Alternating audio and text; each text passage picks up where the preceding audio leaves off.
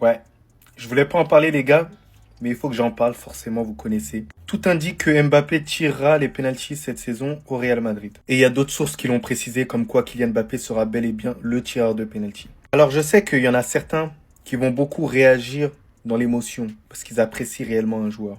Mais moi je laisse place à la nuance. Faut être nuancé dans la vie. Vous connaissez, Vinicius, il fait partie de mes joueurs préférés au sein du Real Madrid. Est-ce que Vinicius, on lui manque de respect, de considération? C'est une réalité, oui. Parce que Vinicius était le tireur attitré de penalty et on lui a retiré cette tâche-là pour la donner à Mbappé. Et en plus, ça a été sacrément hypocrite parce qu'au début, on a essayé d'alterner entre Kylian Mbappé et Vinicius pour essayer de rentrer dans la danse un peu Mbappé. Là, maintenant, on écarte complètement Vinicius pour le donner à Mbappé. Donc pour moi, c'est complètement hypocrite. Mais là où je veux rajouter quand même de la nuance, c'est le fait que, on va pas se mentir, Mbappé est un meilleur tireur de penalty que Vinicius. Et ça se voit, mais largement. Ça juste, il faut savoir le reconnaître. Donc moi, je peux comprendre les raisons de pourquoi ils ont mis Mbappé par rapport à Vinicius. La manière dont ça a été fait, moi, je trouve ça pas ouf. Surtout qu'il y a des galères par rapport à la prolongation de son contrat, au niveau du salaire.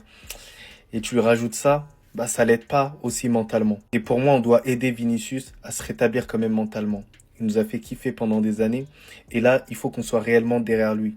Voilà, pour une fois qu'il a quand même besoin de nous. En bien. Regardez cette stat et soyez objectifs. Les fans du Real Madrid, je vous comprendrai jamais. La saison chez les voisins va reprendre et ça parle déjà d'Mbappé. Et ça dit que Mbappé veut voler la vedette à Vinicius. Mbappé sera le nouveau tireur de pénalty la saison prochaine. Et il y a plein de gens qui comprennent pas parce qu'ils te disent que normalement c'est Vinicius qui doit tirer les pénaltys à la place d'Mbappé. Que c'est lui qui mérite le plus. Sauf que les gars, Xabi Alonso, il réfléchit pas comme vous. Déjà, la saison dernière, le Real Madrid avait obtenu 19 pénaltys. Ils en avaient raté un quart, voire un tiers. C'était catastrophique comme ratio. Donc au bout d'un moment, il fallait bien choisir un tireur de pénalty. Et ils ont choisi le tireur le plus qualifié. Marca rapporte les stats. Mbappé, lorsqu'il s'agit de transformer les pénaltys, il en a marqué 50 en carrière et il en a raté 13, soit un taux de réussite de 79,3%. Alors que Vinicius, dans toute sa carrière, il a un taux de réussite de 66%. Vous voyez bien que factuellement et statistiquement, Mbappé est un meilleur tireur de pénalty que Vinicius. Si vous voulez me parler de mérite, sortez-moi les chiffres. Ne me dites pas que Vinicius doit tirer les pénaltys juste parce qu'il est là depuis plus longtemps que Mbappé au Real Madrid. Je vous ai montré qu'avec les chiffres, Mbappé est un meilleur tireur de pénalty que Vinicius. Si à la limite, vous n'êtes pas d'accord, vous considérez que Mbappé ne doit pas être le tireur numéro 1, je veux bien qu'on inclue une seule personne dans le débat dans ce cas. Une seule personne. Et cette personne, pour moi, c'est Bellingham. Bellingham, c'est le seul concurrent crédible à Mbappé pour la question des pénaltys au Real Madrid. On m'a dit dans le pays, il y a un mec qui s'appelle Lamine Yamal. Je suis venu faire baisser toute sa hype. Alvaro Carreras, et aux côtés de Nuno Mendes, l'un des seuls latéraux qui a réussi à stopper Lamine Yamal la dernière saison. Ouais, vous recrutez un latéral juste pour stopper Yamal. Oui. Voilà, votre gourou là, encore ce qu'il a fait cet après-midi, il est inarrêtable. Voilà, on amène sa kryptonite. On a les moyens financiers, donc on le fait. Et d'ailleurs, avant de passer à la suite de l'entraînement, si toi aussi tu veux avoir les moyens, que ça soit un reportage football ou d'autres vidéos attractives, RemakeIt.io, c'est l'outil par excellence. Je sais que beaucoup de personnes ont du mal à montrer leur tête sur l'application. Tu colles le lien de ton reportage ici. Le site va te permettre de générer une vidéo version TikTok avec toutes les options que tu souhaites. Et surtout un outil qui, sans recherche, te permettra de trouver les points les plus importants de la vidéo. Tout ça dans l'unique but que tu puisses au final la reposter comme tu le souhaites. Le site l'a généré comme vous pouvez le voir selon mes désirs. Ils vont faire de l'argent sur TikTok. Les joueurs dans leur globalité ont repris l'entraînement. La première séance de Xabi Alonso sous cette nouvelle saison s'est très bien déroulée. Les nouveaux s'intègrent de petit à petit à merveille. Et comme on l'a vu en début de vidéo, bien évidemment, Carreras, de qui on va beaucoup attendre. Surtout que Fran Garcia, attention, il a montré de formidables choses en Coupe du Monde des clubs. On attend une continuité. En attendant, Jude Bellingham profite encore de ses vacances, toujours avec ses cicatrices, en lui souhaitant le meilleur rétablissement. En attendant son retour très prochainement. Alors là, ça sent pas bon. Le Real Madrid vient de prendre une décision qui va pas plaire à Xabi Alonso. Comme vous pouvez le voir, les joueurs sont de retour aux entraînements. Ils sont tous allés faire la visite médicale. Vinicius, Rodrigo, Kylian Mbappé et Gonzalo Garcia ont été aperçus très en forme. D'ailleurs, Gonzalo Garcia, regardez comment il est stock. Je savais pas qu'il était aussi costaud. Et pour ce retour, on a d'office une bonne nouvelle. Il y a Lunin qui a confirmé à un journaliste qu'il veut rester au Real Madrid. Parce que depuis un moment, lui aussi, ça parlait d'un potentiel départ pour aller chercher du temps de jeu. Et on nous a aussi informé que Kylian Mbappé sera potentiellement le nouveau tireur de pénalty au Real Madrid. En début de saison dernière, c'était Vinicius. Ensuite, il a récupéré le flambeau. Et d'ailleurs, ce que le média Marca nous dit, selon les analyses, le Français devrait être le tireur attitré du Real Madrid cette saison. Son taux de réussite est de 79,3% contre seulement 66% pour Vinicius. Donc clairement, il a un meilleur taux de réussite que Vinicius. Bien évidemment, il y a certains supporters du Real Madrid qui sont mécontents de cette nouvelle. D'après eux, depuis un moment, Kylian Mbappé récupère tout au Real Madrid, le numéro 10, les pénaltys, les coups francs, tout. Personnellement, je trouve aussi que c'est un peu saoulant, mais c'est Kylian Mbappé, on a l'habitude. Du moment où il marque, moi, c'est tout ce qui m'importe. Parce qu'après tout, le but est de marquer. J'aurais préféré que ce soit Vinicius, Valverde ou Bellingham. Mais ils l'ont donné à Kylian, il n'y a pas de souci. Ici, les amis, nous avons l'effectif entier du Real Madrid pour cette saison. Normalement, il n'y a personne qui va partir. Dites-moi en commentaire qui, selon vous, devrait partir. Et on termine, les amis, avec cette info qui dit que le Real Madrid ne signera plus personne. Le mercato est à 100% terminé. Les dirigeants considèrent que l'effectif est complet, alors que Xabi Alonso, lui, il voulait une recrue au milieu. Est-ce qu'on nous dit ici, hein, le Real Madrid a pris une décision qui ne va pas plaire à Xabi Alonso. L'entraîneur madrilène lui-même aurait réclamé du renfort, notamment dans l'entrejeu, souhaitant un profil de joueur similaire à celui qu'il avait lorsqu'il était lui-même joueur. Malheureusement pour lui, il va devoir s'adapter. Les gars, je pense que ça va être officiel. Rodrigo veut rester au Real Madrid. Il compte convaincre Xabi Alonso et gagner sa place.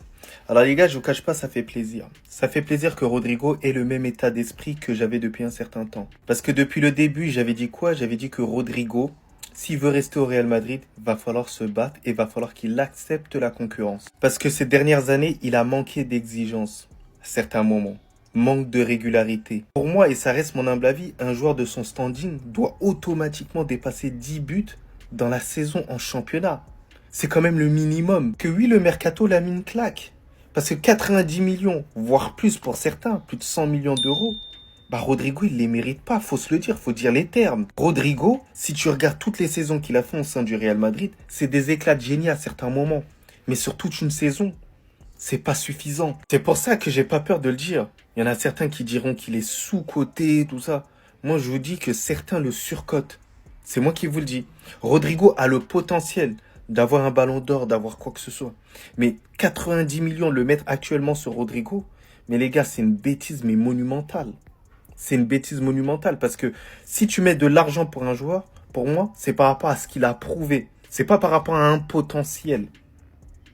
Ça peut jouer un tout petit peu, mais ça doit pas valoir 90, 100 millions, voire au-dessus. Pour moi, le mercato l'a mis une claque.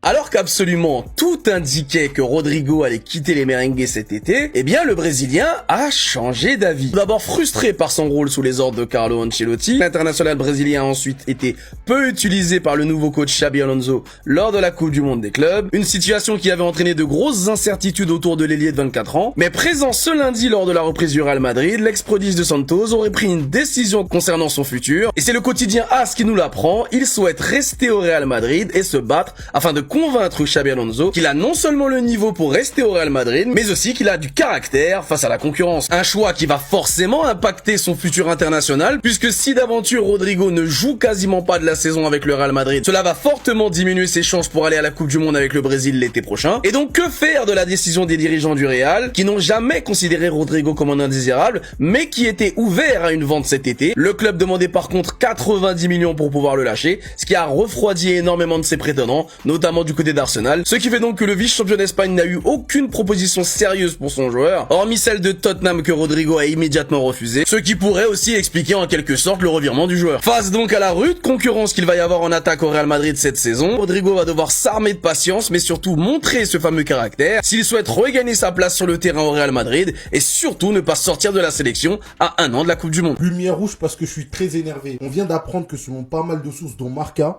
que Kylian Mbappé vient d'hériter des pénaltys. Et ça, les gars, c'est très très grave. Encore pour le salaire, vas-y, on pouvait le comprendre, marketingement, etc. Le joueur, il rapporte. Ok, y a pas de souci. Pour le numéro 10, personnellement, ça m'a pas choqué. Kylian Mbappé numéro 10, c'est pas un scandale. Ok. Mais là où pour moi, il fallait pas toucher, c'est sportivement. Là, on est clairement dans le manque de respect gueule fraîche. En quoi Kylian Mbappé mérite d'être le tireur attitré de penalty au Real Madrid, les gars? En quoi? Tout d'abord, les gens qui disent, ouais, il tire mieux que Vinicius, c'est normal. Vous vous basez sur quoi pour dire ça? Parce que moi, j'ai les stats en face de moi. Hein. Kylian Mbappé, cette saison, c'est 8 penalty tirés, 2 ratés, 6 transformés. Vinicius, c'est 6 penalty, 2 ratés, 4 transformés. Mbappé, il a donc un pourcentage de 75% de réussite. Vinicius, 66% de réussite. Vous allez me dire, bah, ça prouve que Kylian Mbappé, il tire mieux, il a un meilleur taux de réussite. Mais il en a tiré 2 de plus. Qu'est-ce que Vinicius a fait cette saison en termes de penalty pour estimer que là, franchement, lui, il peut pas. Lui, il tire largement mieux que lui. Sachant qu'il y en a un qui a tiré 8 penalty, il en a transformé 6. Il y en a un autre qui en a tiré 6, il en a transformé 4. Les deux, ils ont raté le même nombre de pénaltys. Vinicius, il a eu l'occasion de tirer que 6 pénaltys, mais ça se trouve que tu lui en donnes 2, il les transforme possiblement, et ils auront le même ratio. Donc sur quoi vous vous basez? Sur l'importance des matchs où ils ont raté? Mbappé, c'est 2 pénaltys ratés, c'est un en Liga, un en Ligue des Champions. Celui en Liga, c'est contre l'Athletic Bilbao, il rate, on perd 2-1. Et le deuxième qui rate, c'est contre Liverpool en Ligue des Champions en novembre 2024, il rate son pénalty. Vinicius, c'est la même chose. Le pénalty qui rate en Ligue des Champions, c'est contre l'Atlético Madrid. On s'en souvient tous, le pénalty qu'il a envoyé sur la Lune. Et le deuxième pénalty qui rate, c'est contre Valence en Liga. Pareil, les deux, ils ont raté un pénalty en Ligue des Champions, un pénalty en Liga. Maintenant, je pose la question à tous ceux qui disent,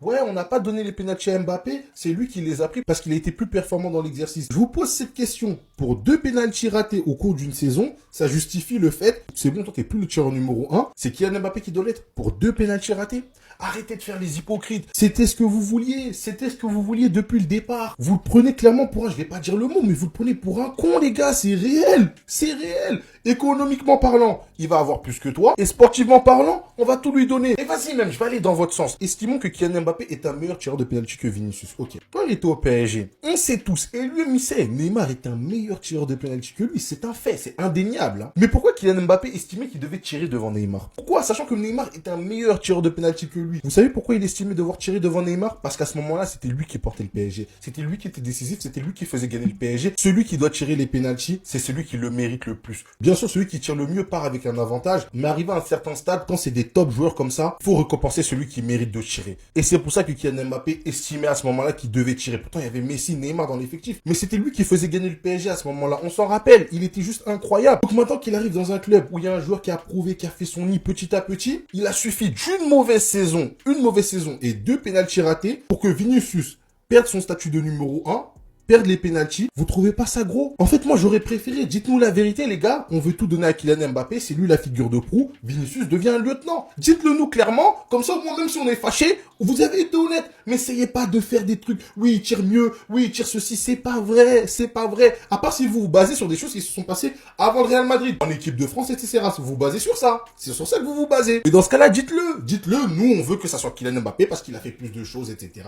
On est plus convaincus quand c'est lui. Mais dans ce cas-là, arrêtons de parler de méritocratie. Arrêtez de faire semblant de donner le brassard au plus ancien parce que c'est faux. Dans ce cas-là, venons le donner à Kylian Mbappé parce que marketingement aussi, ça va avoir plus de gueule. Kylian Mbappé numéro 10, Kylian Mbappé brassard, il tire tout. Franchement, là les ventes, elles vont exploser, les gars. C'est un fait. Arrêtons l'hypocrisie. Et là encore, j'en vois beaucoup qui vont sûrement dire, oui, mais c'est pas Kylian Mbappé, c'est le Real Madrid qui lui a donné. Donc le Real Madrid, c'est un club de pompeurs pro max. Oh, Kylian, tu veux le numéro 10? Non, tu veux pas? Si, on veut que tu le prennes. Oh, Kylian, tu veux les penalty? Non, tu veux pas? Si, on veut que tu les prennes. Kylian, tu veux quoi? Tu veux le plus gros salaire? Non, tu veux pas? Si, on veut que tu... Ah, les gars, arrêtez au bout d'un moment. Attends, ils l'ont donné, y a pas de souci. J'espère qu'il va être adroit. Mais attention, si au cours de la saison qui arrive, il rate ne serait-ce que 2 pénaltys, tout va être joué, j'espère. Hein. Parce que rater 2 pénaltys, à ce que je vois, ça équivaut à tout remettre en cause. Et si on suit votre logique, Kylian Mbappé aussi, faut pas qu'il tire les coups francs. Hein. Parce que certes, il a marqué 2 coups francs l'année dernière, mais quand t'as Trent Alexander-Arnold, un mec qui est un expert dans le domaine, qui a montré à Liverpool qu'il savait tirer les coups francs parce qu'on se bat sur ça, j'espère que c'est lui qui va tirer aussi. Hein. Parce qu'il faut avoir un peu de cohérence, faut être logique dans ce que vous nous dites. Comme j'ai dit, soit vous assumez ce que vous faites, soit arrêtez d'essayer de nous sortir des trucs à droite à gauche qui vous arrangent.